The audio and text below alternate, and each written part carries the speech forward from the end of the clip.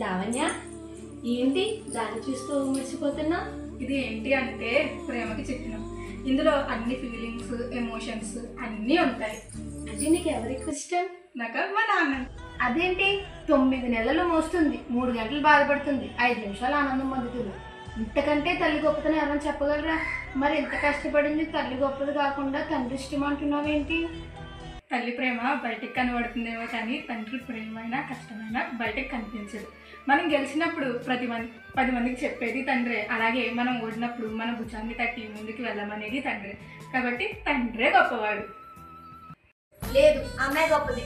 లేదు, నాన్నే గొప్పవాడు. లేదు, అమ్మాయి గొప్పది. నాన్నే గొప్పవాడు. ఏంటి మీ గోళ్ళ? అమ్మాయి గొప్పదని అంటే నువ్వు, నాన్న గొప్పవాడని నువ్వు.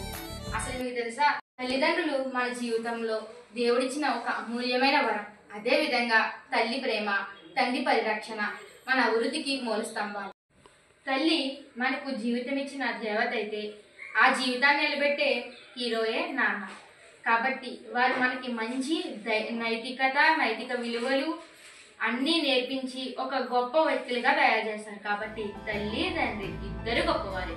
కాబట్టి మనం ఇద్దరిని గౌరవించాలి, ఇద్దరిని ప్రేమించాలి. కాబట్టి హ్యాపీ పేరెంట్స్ డే.